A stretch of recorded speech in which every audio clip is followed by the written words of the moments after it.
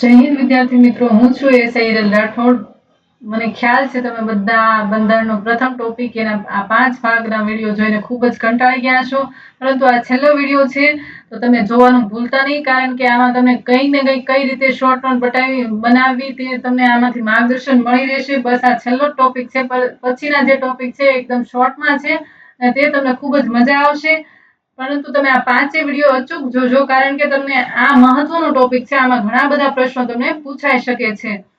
તો ચાલો આપણે સૌ શરૂ કરીએ. ભારતીય બંધારણનો ઉદ્ભવ અને વિકાસ, ભાગ 5, બંધારણ સભાનું ઘડતર અને નિર્માણ.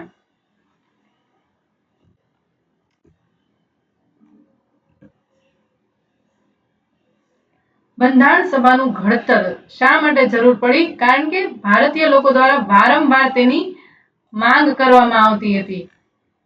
ભક્તો વખત તેની માંગ કરવામાં આવતી હતી, એટલા માટે બ્રિટિશને તેનું શાસન સ્થાપિત કરવાની ફરજ પડી. તો બંધારણની સૌપ્રથમ માંગ કોણે કરી હતી? બાળ ગંગાધર તિલકે વર્ષ 1895માં સ્વરાજ વિધેયકમાં. ત્યારબાદ 1922માં મહાત્મા ગાંધીજીએ સૌપ્રથમ વિચાર વ્યક્ત કર્યો. તેમના મત મુજબ ભારતનું બંધારણ ભારતના લોકોની ઈચ્છા અનુસાર હોવું જોઈએ. ત્યારબાદ 1922માં શ્રીમતી એની બેસન્ટ દ્વારા શિમલા ખાતે બંધારણના નિર્માણ માટે સંમેલન યોજવાનો પ્રસ્તાવ મૂકવામાં આવ્યો. શોર્ટમાં જ ફક્ત યાદ રાખવાનું છે. ત્યારબાદ સૌપ્રથમ પ્રયાસ 1923માં તેજ બહાદુર સપ્રુ દ્વારા કોમનવેલ્થ ઓફ ઇન્ડિયા બિલની રૂપરેખા તૈયાર કરવામાં આવી. આ બિલને 1925માં દિલ્હી ખાતે ગાંધીજીની અધ્યક્ષતામાં રજૂ કરવામાં આવ્યું. આ બિલને બ્રિટનની સંસદમાં મોકલવામાં આવ્યું, પરંતુ મજૂર પક્ષની હાર થવાથી બિલનું ભવિષ્ય રહ્યું નહીં. આ ઉપરાંત મોતીલાલ નહેરુએ 1927માં મુંબઈ અધિવેશનમાં એક પ્રસ્તાવ રજૂ કર્યો અને એક સમિતિ બનાવવામાં આવી. આ સમિતિએ 10 ઓગસ્ટ 1928ના રોજ નહેરુ રિપોર્ટ રજૂ કર્યો, જેમાં બંધારણ નિર્માણનો સૌ પ્રથમ પ્રયાસ કર્યો હતો. પ્રશ્ન પૂછવામાં આવે કે નીચેના પૈકી કયા રિપોર્ટમાં બંધારણ નિર્માણનો સૌ પ્રથમ પ્રયાસ કર્યો હતો, અથવા આમાંથી તમને વિધાનો પણ પૂછી શકે, જેને બંધારણની બ્લુપ્રિન્ટ કહેવાય છે. આગળ વાત કરીએ તો ભારતના બંધારણનો સૌ પ્રથમ માંગ કોણે કરી? તો 1934માં સૌ પ્રથમ માનવેન્દ્રનાથ રોય એટલે કે એમએન રોયે કરી હતી. ત્યારબાદ ઔપચારિક રૂપથી 1935માં આઈએનસી દ્વારા બંધારણ નિર્માણ માટે બંધારણ સભાની રચનાની માંગણી કરવામાં આવી અને 1938માં આ માંગ જવાહરલાલ નહેરુ દ્વારા ફરીથી કરવામાં આવી. બંધારણ માંગણીનો સ્વીકાર ક્યારે કરવામાં આવ્યો? તો 1940માં ઓગસ્ટ ઓફર દ્વારા કરવામાં આવ્યો. અને બંધારણ સભાની રચના કયા મિશન આધારે થઈ? કેબિનેટ મિશન યોજના 1946ના આધારે. બંધારણની માંગણીનો સ્વીકાર કઈ યોજના આધારે થયો? તો ઓગસ્ટ પ્રસ્તાવ 1940. જ્યારે બંધારણ સભાની રચના કયા યોજના આધારે થઈ? તો કેબિનેટ મિશન યોજના અંતર્ગત 1946માં જે યોજના આવી તે અંતર્ગત કરવામાં આવી. હવે બંધારણનું માળખું અને સ્વરૂપ.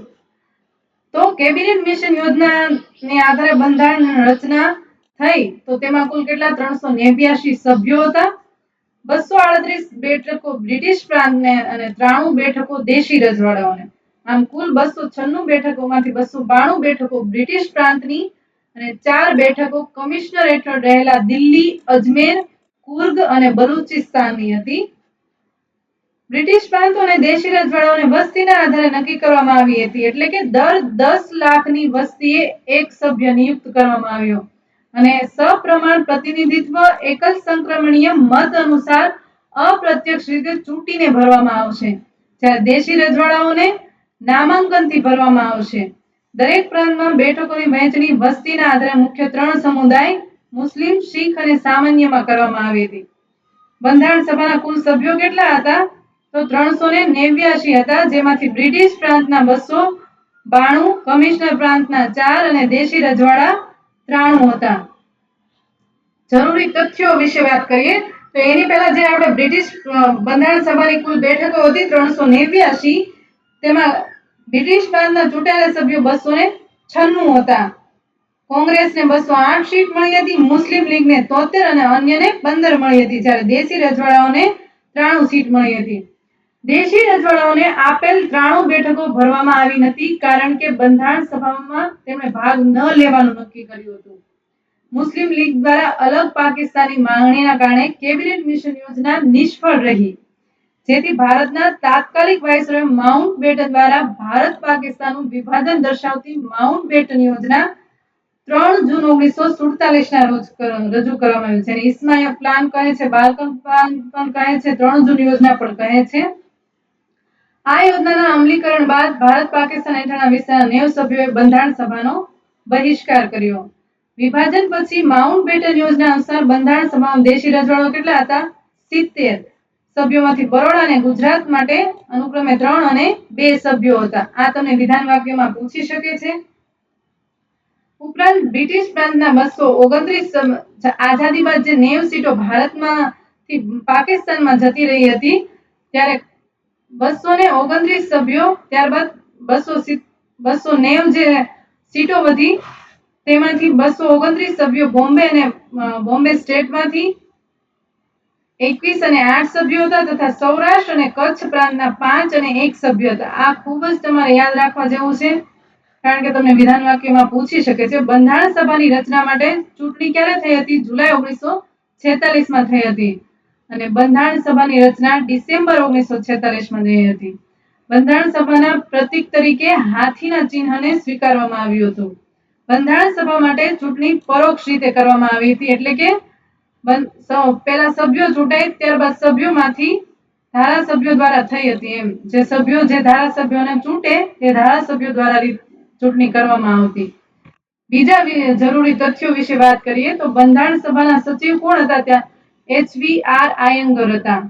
બંધારણ સભામાં કુલ 15 મહિલાએ ભાગ લીધો હતો, અને દરેક મહિલા સભ્ય કોંગ્રેસના હતા. અને આ મહિલાના અધ્યક્ષ કોણ હતા? હંસાબેન મહેતા, જે આપણા ગુજરાતી હતા. બંધારણ સભામાં દંપતિ તરીકે કોણ કોણ હતા? જીવરાજ મહેતા અને હંસાબેન મહેતા.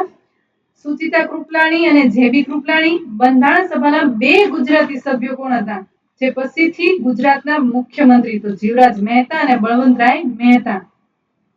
બંધારણ સભામાં સૌથી વધુ સભ્ય ધરાવતું દેશી રજવાડું કે તો મૈસૂર, સૌથી વધુ સભ્ય ધરાવતું બ્રિટિશ પ્રાંત કે તો સંયુક્ત પ્રાંત, 55 સભ્યો. હૈદરાબાદ રાજ્ય દ્વારા એક પણ પ્રતિનિધિ બંધારણ સભામાં એટલે કે તેમણે ભાગ લીધો ન હતો. અનુસૂચિત જાતિના સભ્યો 30 હતા. બંધારણ સભામાં એંગ્લો ઇન્ડિયન પ્રતિનિધિત્વ કોણ હતું? ફ્રેન્ક એન્થનીનું. પારસીનું પ્રતિનિધિત્વ HP મોદીએ કર્યું હતું. મહાત્મા ગાંધી બંધારણ સભાના સભ્ય ન હતા. આ તમને વિધાન વાક્યમાં પૂછી શકે કે હતા કે ન હતા. મોહમ્મદ અલી જીના પંજાબ પ્રાંતથી બંધારણ સભાના સભ્ય હતા, પરંતુ તેઓ મુસ્લિમ લીગના અન્ય સભ્યોની સાથે બંધારણ સભાનો બહિષ્કાર કર્યો હતો. તેજ બહાદુર સપ્રુ અને જેપી નારાયણ પોતાના સ્વાસ્થ્ય સંબંધી સમસ્યાને કારણે બંધારણ સભાનો સ્વૈચ્છિક ઇનકાર કર્યો હતો. બંધારણ સભામાં સામ્યવાદી પક્ષ, સમાજવાદી પક્ષ અને હિન્દુ મહાસભાનું પ્રતિનિધિત્વ ન હતું. કયા કયા પક્ષનું પ્રતિનિધિત્વ ન હતું? તો સામ્યવાદી, સમાજવાદી અને હિન્દુ મહાસભાનું. ભારતીય બંધારણ સુશોભન અને સુલેખનમાં યોગદાન આપનાર કોણ કોણ હતા? તો ભારતીય બંધારણની ડિઝાઇન કોણે તૈયાર કરી? બેહોર રામ મનોહર સિન્હા. હિન્દી આવૃત્તિનું સુશોભન કોણે કર્યું? તો નંદલાલ બોઝ. જ્યારે અંગ્રેજી આવૃત્તિનું સુશોભન શાંતિ નિકેતન વિશ્વવિદ્યાલયના કલાકારો તેમજ નંદલાલ બોઝ અને રામ મનોહર સિન્હાએ. ભારતીય બંધારણની હિન્દી આવૃત્તિનું સુલેખન કોણે કર્યું? તો બસંત કૃષ્ણ વૈદ. અને બંધારણની અંગ્રેજી આવૃત્તિનું સુલેખન પ્રેમ બિહારી નારાયણ રાજજાદા.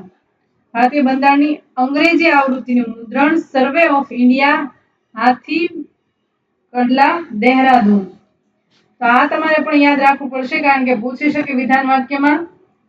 આશા રાખું કે તમને આ ભારતીય બંધારણનો ઉદ્ભવ અને વિકાસનો ટોપિક પસંદ આવ્યો હશે. તમને ઘણું ખરું માર્ગદર્શન મળ્યું હશે. મને ખ્યાલ છે આ વિડીયો ખૂબ જ લેન્ધી હતા, કારણ કે તે ટોપિક જ ખૂબ મોટો છે. હવે પછીના ટોપિક ખૂબ નાના છે, એટલે તે સરળતાથી પૂરા થઈ જશે અને તમને સમજાઈ પણ જશે.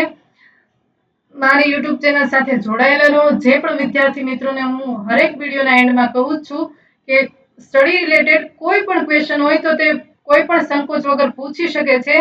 કારણ કે તમે અત્યારે તૈયારી કરી જ રહ્યા છો, તો તમને જે પણ મૂંઝવણ છે તે તમે પ્રશ્ન કરો તો જ તમને ખ્યાલ આવશે તમે ક્યાં અટકો છો, ક્યાં તમને તૈયારીમાં ક્યાં તમારી કચાશ છે. તમે પૂછશો તો જ તમને ખ્યાલ આવશે, બાકી તમે એમને વાંચા કરશો તો એનો કોઈ અર્થ નથી. કારણ કે જે લોકોને ખાખી પહેરવી જ છે, જેને ખાખીનું ખરેખર જુનૂન જ છે, તેઓ ખરેખર તનતોડ મહેનત કરી દે, જેથી કરીને તમે તમારા ગોલ પ્રત્યે સફળ થઈ શકો. અંતે જય હિન્દ, જય ભારત.